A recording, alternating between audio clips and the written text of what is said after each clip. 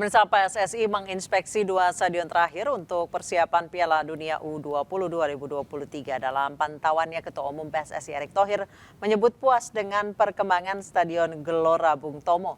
Sedangkan untuk Stadion Utama GBK, ET menyebut perbaikan rumput harus segera dijalankan karena kondisinya yang memprihatinkan.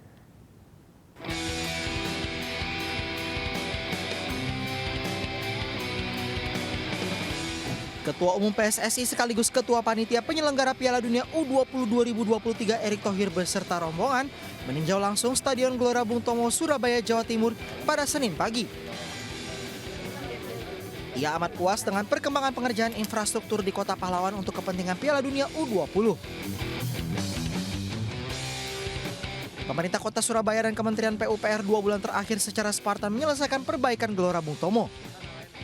Hasil kerja keras mereka sesuai jadwal. Erick Thohir menyebut dengan kondisi yang ada saat ini bisa dibilang Gelora Bung Tomo sebagai salah satu yang terbaik di Indonesia. Pemkot Surabaya kini akan fokus ke perawatan. Selain menjaga tingkat kerataan rumput, perawatan yang dilakukan juga menyangkut penebaran pasir khusus dan pemberian bibit secara rutin agar permukaan lapangan ideal.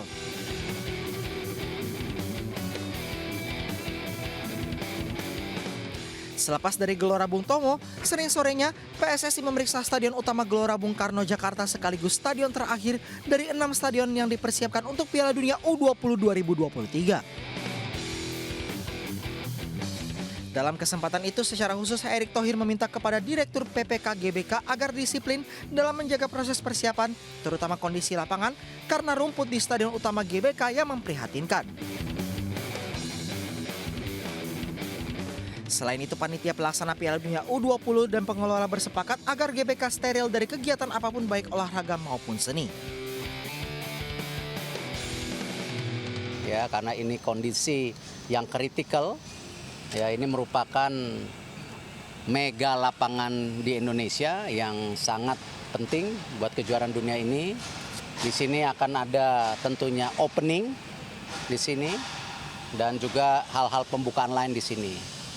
Jadi saya harus ambil posisi tidak ada event lagi di sini. Apakah event olahraga, event kesenian, tidak ada lagi. Karena ini sudah menjadi titik kritikal kalau kita tidak mau dipermalukan dalam penyelenggaraan event dunia ini. GBK dan 5 stadion lainnya yang ditunjuk sebagai tempat penyelenggara event akan dilakukan stitching pada pekan ke-3 Maret agar rumput stadion sesuai dengan standar FIFA. Rencananya FIFA akan melakukan audit ulang pada 21 hingga 27 Maret mendatang. Tim Liputan iNews melaporkan.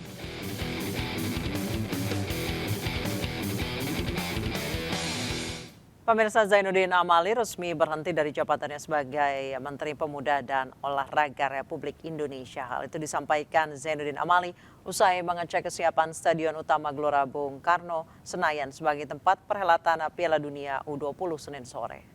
Zainuddin Amali telah mengajukan surat pengunduran diri secara resmi kepada Presiden Joko Widodo pada Kamis lalu. Amali menyebut Presiden telah memberikan izin kepadanya untuk melepas jabatan Menpora.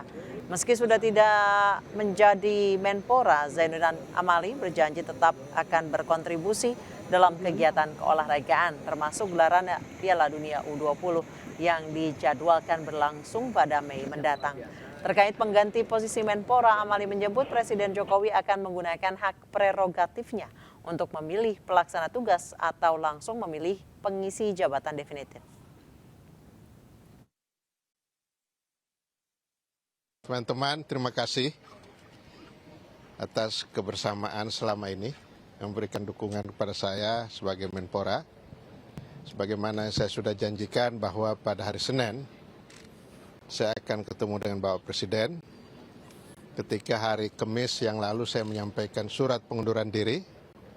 Dan tadi pagi sekitar jam 10.30 waktu Bali, saya sudah diterima oleh Bapak Presiden. Dan Bapak Presiden sudah mengizinkan saya untuk mundur sebagai Menpora. Soal penggantinya segera apakah PLT dulu atau langsung ada Menpora definitif.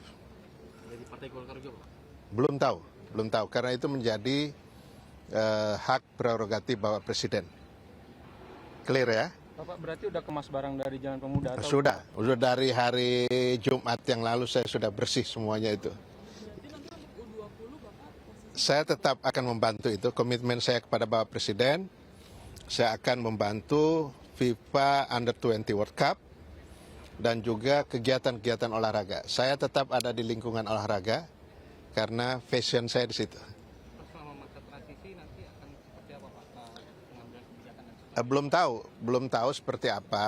Apakah Bapak Presiden akan menunjuk PLT dulu atau Menpora definitif? Kita belum tahu. Kita tunggu aja. Tapi per hari ini saya sudah berhenti sebagai Menpora. Tapi per hari ini bukan Menpora, Pak? Bukan, Wakil Ketua Umum PSSI. Saya akan bantu Inafok. Kemungkinan ditugaskan apa saya akan kerjakan karena ini kan bukan urusan pribadi, urusan negara. Tuan rumahnya itu Indonesia. Itu. Berarti udah nggak jadi ketua Inafok, Pak? Ya? Berarti udah nggak jadi ketua Inafok lagi? Ya kalau kepresnya kan itu Menpora. Ya saya ditugaskan sebagai apa terserah lah. Jaga-jaga rumput kayak atau apa gitu ya. Jahit-jahit rumput. Resminya hari ini. Jadi hari ini saya sudah resmi berhenti setelah mendapatkan persetujuan dari Bapak Presiden. Kan tertulisnya sudah hari Kamis minggu lalu. Tinggal ketemu beliau. Nah, tadi di Bali jam 10.30 saya ketemu dengan Bapak Presiden. Ya kan tadi Ketua Umum sudah jelaskan, udah itu aja penjelasannya. Jangan nanya lagi. Pak Menteri, stop Pak ditunggu Pak RT. Saya sudah bukan menteri. Oke, ya. Makasih ya dukungannya. Mohon maaf kalau saya tidak bagus melayani sebagai narsum. Oke ya. Kan Ya. masih jumpa lagi, Pak. Masih narsum juga, Pak. Presiden Joko Widodo menunjuk Menko PMK Muhadjir Effendi menjadi PLT Menpora pasca mundurnya Zainuddin Amali. Sementara Golkar disebut-sebut telah menyetorkan 3 nama ke Jokowi untuk menjadi Menpora menggantikan Amali. Siapakah sosok yang akan menjadi Menpora pilihan Jokowi? Apakah jatah Menpora akan kembali ke Golkar atau justru ke partai lain?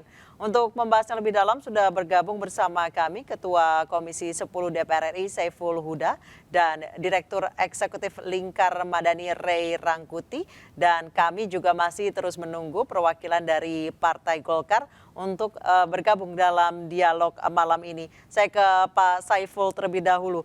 Pak Saiful, sepeninggal Zainuddin Amali, banyak PR-nya tentunya, diantaranya adalah SEA Games, terus akan ada banyak kehilangan potensi medali, kemudian Olimpiade Paris Asian Games di Cina. Harus orang yang seperti apa untuk menggantikan Pak Zainuddin Amali?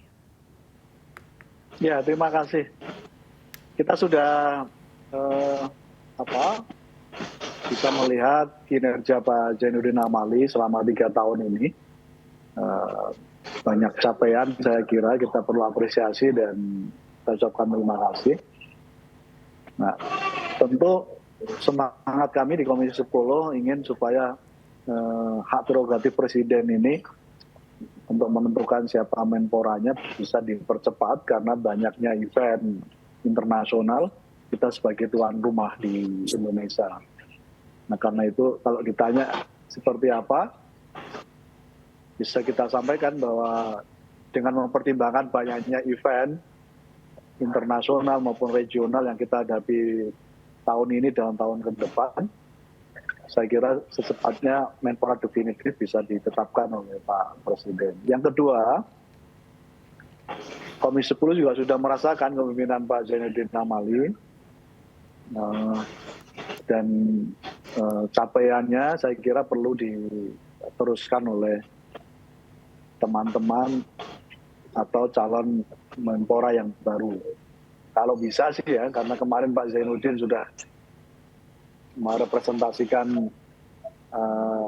termasuk politisi senior, saya kira. Saya kira ke depan kita butuh perspektif baru, cara kerja baru untuk menangani Kemenpora ke depan. Saya kira pertimbangan untuk anak muda yang memimpin saya kira bisa jadi pertimbangan Pak Presiden. Pak Saiful, ada 3 nama yang telah diajukan oleh Partai Golkar ke Presiden Joko Widodo, Putri Komarudin, Ilham Permana, Dito Aryo Tejo. Kebetulan Putri Komarudin 29 tahun, Ilham Permana 44 tahun, dan Dito Aryo Tejo 32 tahun. Tiga-tiganya muda. Yang mana, Pak? Ya, kita serahkan ke Pak Presiden. Oke, saya ke Pak Ray Rangkuti. Pak Ray, tetap dari Golkar lagi atau akan ada manuver lain? Saya kira 80% tetap dari Golkar ya. Nggak akan berubah sama sekali itu. Itu posisi yang pertama mungkin sudah dimintakan dari awal oleh Partai Golkar dalam bentuk koalisi ini gitu ya. Dan kalau ia dikurangi, diganti, tentu Golkar akan sedikit meradang ya, karena jatah anggota kabinet mereka hilang gitu. Yang kedua, jabatan Menpora ini juga lumayan inilah penting ya, apalagi mendekati pemilu begini ya. Menpora ini kan artinya Menteri Pemuda, jadi mayoritas pemilih kita nanti adalah anak-anak muda, bahkan sampai 60% adalah anak-anak muda gitu. Jadi bagaimanapun Golkar akan mengoptimalkan jabatan Menpora itu dalam kerangka mendekatkan Partai Golkar kepada para pemilih gitu. Ini samalah mungkin dengan PKB nggak akan lepas lah itu Menteri Desa misalnya gitu ya, karena itu strategis ya mendekatkan diri kepada para pemilih gitu. Jadi kalau PKB melalui Menteri Desa, PDI melalui Menteri Sosial, ya tentu Golkar merasa bisa mendekatkan diri kepada publik, khususnya kaum pemuda itu ya melalui Menteri Pemuda Olahraga ini gitu. Oleh karena itu dalam bacaan saya ya 80% ya menteri ini akan diserahkan kepada Partai Golkar kembali, dan karena memang Partai Golkar tidak akan melepaskan, bahkan bukan hanya tidak mau melepaskan, bahkan mungkin mengganti posisi ini pun Golkar belum tentu mau gitu. Misalnya digantikan Golkar ngambil menteri yang mana, tiba-tiba menteri ini diisi oleh partai yang mana gitu. Belum tentu Golkarnya mau gitu. Nah, artinya Golkar akan fight kuat ya untuk tetap mempertahankan jabatan Menteri Pemuda Olahraga ini di tangan mereka. Gitu. Baik, Pak Saiful, Pak Ray Rangkuti sudah bergabung juga bersama kami melalui sambungan telepon. Pak Dev Laksono, Ketua DPP Partai Golkar. Selamat malam, Pak Dev. Pak Dev Laksono. Suara saya jelas, Pak? Ya, dengar tuh. Baik, 3 nama telah diajukan oleh Partai Golkar. Tadi Pak Saiful Huda dari PKB menyebutkan bahwa kalau Zainuddin Amali ini merepresentasikan politisi senior, maka sekarang seharusnya junior, mengingat seharusnya yang lebih muda atau anak muda. Melihat banyaknya memang urusan-urusan atau event-event olahraga yang menjadi tantangan Indonesia ke depannya. Dari 3 nama, tiga-tiganya yang diajukan oleh Partai Golkar muda semua, Pak. 29, 44, 32. Mana yang paling berpotensi menurut Anda? Ya, jadi gini, kalau itu semua kembali ke penilaiannya kepada Presiden ya. Siapa yang Presiden anggap itu tepat. Dan tentu banyak pertimbangan-pertimbangan yang mungkin saya dan juga masyarakat semua tidak paham dan mengerti. Jadi jangan kita ini yang mendrive keinginan kita, tapi justru kita ini mendukung dan mengikuti ritme daripada kemauan Presiden. Karena mengingat waktu pemerintahannya tinggal kurang lebih setahun setengah lagi, terus juga ada banyak kegiatan-kegiatan event-event besar, ditambah juga target pemerintahan secara umum juga masih banyak yang perlu dikerjakan karena tertunda akibat pandemi. Terus hal yang mesti dikerjakan lah secara umum yang perlu perhatian dan juga kinerja khusus dari siapapun ini yang akan menggantikan Pak Zainuddin Amali. Baik, Pak Dev, kalau dari ketiga nama yang telah diajukan ke Presiden oleh Partai Golkar, ini background-nya memiliki pengalaman di bidang olahraga? Mana yang terkuat di antara tiga ini? Sekarang gini, kalau untuk posisi jabatan menteri itu, kan yang penting itu bisa mengikuti konsep dan ritme daripada pemerintah. Dan juga kan harus bisa menjalankan fungsi-fungsi birokrasi. Nah, ini jadi jangan hanya dilihat dari aktivitas di kepemudaan ataupun di olahraganya ya. Akan tapi dilihat juga daripada kemampuan seorang calon menterinya ini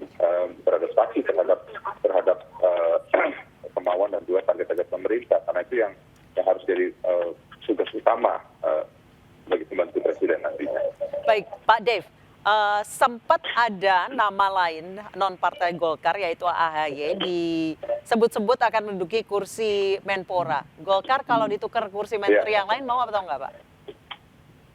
Ya itu kan kembali lagi kalau memang penilaian presiden seperti itu dan juga AHY memang mau masuk ke dalam pemerintahan kan berarti memperkuat posisi pemerintah. Nah, memperkuat posisi pemerintah itu ya berarti kan akan mempercepat target-targetnya pemerintah gitu sehingga tidak ada halangan-halangan lagi untuk menyelesaikan semua target-target pemerintah itu. Karena kalau dengan masuknya mitra koalisi baru menjadi memperkuat untuk mempercepat semua target-target di bidang-bidang lain juga. Baik, Pak Saiful nampaknya ingin menanggapi. Pak Saiful silakan. Nah, kenapa kita perlu sosok muda? Karena supaya dua PR sekaligus bisa terpenuhi. Kan nomenklatur kementerian ini kan pemuda dan olahraga. Nah, saya kira kalau nanti sosoknya pemuda gitu, Menporanya, umuran yang masih muda, saya kira nanti akan terisi dengan sendirinya isu menyangkut soal kementerian ini yang sejak nomenklaturnya disebut Kementerian Pemuda dan Olahraga. Itu aja sih. Yang kedua, isu menyangkut soal olahraganya. Saya meyakini siapapun hari ini yang anak muda itu rata-rata relatif concern terhadap isu olahraga. Jadi dua hal sekaligus bisa dipenuhi sebagaimana nomenklatur dari kementerian ini. Baik, saya ke Pak Ray Rangkuti. Sempat ada nama AHY, katanya santer atau bisa dijadikan Menpora. Menurut Anda gimana, Pak Ray? Saya dari awal sudah mengatakan nggak akan terjadi itu. Yang pertama, Pak Jokowi nggak akan mengundangnya karena menempatkannya di dalam koalisi baru juga akan sulit. Gitu. Saya kira seperti PDI, mungkin juga Golkar sedikit akan resisten. Meskipun dia tadi mengatakan enggak itu biasalah. Politisi di depan kita seolah-olah lapang dada, tapi di dalam ya menggerutu juga gitu kira-kira itu. Nah, oleh karena dan yang kedua juga belum tentu Demokratnya mau gitu ya, kecuali misalnya sudah jelas bahwa di koalisi Indonesia Bersatu, di koalisi perubahan, AHY tidak jadi calon wakil presiden. Nah itu bisa, dia akan ambil itu gitu. Tapi kalau dia sebagai calon wakil presiden di di koalisi perubahan, ya otomatis dia tidak akan terima tawaran untuk menjadi bagian dari koalisi Indonesia, koalisinya Pak Jokowi. Itu dia Pak Ray, kalau misalnya hal ini terjadi. Dari awal saya mengatakan nggak terlalu yakin isu itu gitu. Dan memang nggak akan kejadian itu gitu. Peta perpolitikan akan bergeser banyak berarti kalau misalnya memang sampai AHY jadi Menpora? Justru menurut saya Pak Jokowi mendorongnya beliau di luar gitu, menemani AHY. Karena Pak Jokowi berkepentingan Anies Baswedan dengan siapalah nanti ya, dan besar kemungkinan dengan AHY itu tetap ikut jadi calon presiden. Kenapa gitu? Karena dengan Anies dan AHY katakan begitu ya, jadi pasangan calon presiden, justru akan menguntungkan secara politik bagi Ganjar Pranowo. Gitu. Oleh karena itu ya saya kira ya Pak Jokowi justru pinginnya ya AHY itu berada di luar menemani Anies Baswedan supaya tetap klop, supaya Anies tetap dapat perahu, ya dapat tiket untuk mencalonkan diri sebagai calon presiden. Kalau Anies maju sebagai calon presiden, ya otomatis akan memudahkan Ganjar Pranowo untuk bisa mendulang suara, khususnya nanti mungkin di putaran kedua kalau ada 3 pasangan calon presiden gitu. Oleh karena itu, misalnya banyak orang yang mengatakan skenarionya Anies akan dikeluarkan supaya tidak jadi capres. Menurut saya itu seluruh perhitungan yang merugikan bagi Pak Jokowi gitu. Bagusnya malah dorong aja maju supaya ya ada pengumpulan suara untuk Ganjar Pranowo ya, sebab kalau Ganjar Pranowo versus Prabowo misalnya ya tasnya 50-50, tetapi kalau Ganjar Pranowo versus Anies Baswedan kelihatan misalnya di survei kemarin tuh udah selisihnya di atas 20% gitu. Nah oleh karena itulah dari awal saya tidak meyakini bahwa Pak Presiden Jokowi menghendaki Anies Baswedan itu didiskualifikasi, kagak, justru dia ingin mendorongnya. Oleh karena itu dia ingin membuat 3 partai politik ini tetap stay di apa namanya itu di dalam koalisi perubahan, dan supaya lebih konsentrasi partai koalisi perubahan ini lebih total, besar kemungkinan reshuffle yang akan dilakukan terhadap Golkar ini akan diiringi dengan reshuffle terhadap setidaknya 2 anggota kabinet dari Nasdem gitu. Nah, menurut saya kalau Ibu Siti Nurbaya tetap layak dipertahankan. Pak Rey, jadi Anda beranggapan kalau misalnya penggantian Menpora ini akan berpengaruh geser-geser yang lain juga? Ya, saya kira ini satu paket nantinya gitu. Satu paket sekaligus untuk mereshuffle 2 anggota kabinet dari 3 anggota kabinet dari Partai Nasdem gitu. Mungkin besar kemungkinan yang dipertahankan adalah Ibu Siti Nurbaya, 2 anggota kabinet yang lain dari Partai Nasdem mungkin akan digantikan juga di dalam proses reshuffle bersamaan dengan Partai Golkar ini. Untuk tujuan yang saya sebutkan tadi ya, karena memang mungkin performa kinerjanya yang dianggap kurang bagus, hubungan Pak Jokowi dengan Pak Surya Paloh yang mulai agak merenggang, tapi juga menurut saya Pak Jokowi ingin mendorong terus agar Nasdem betul-betul konsentrasi mendukung Anies supaya Anies bisa lolos dalam verifikasi calon presiden yang memungkinkan ia berhadapan-hadapan dengan Ganjar Pranowo, dan kalau ia berhadapan-hadapan dengan Ganjar Pranowo, kans Ganjarnya justru lebih kuat menangnya dibandingkan kalau ia berhadapan-hadapan dengan Prabowo Subianto. Gitu. Baik, rupanya rentetan dari resignnya Zainuddin Amali sebagai Menpora ini ternyata berpengaruh hingga ke Pilpres 2024. Ya. Saya ingin bertanya nanti pendapat dari Pak Dave Laksono dan Pak Saiful Huda usai jeda berikut. Tetap bersama kami di MNC News Prime.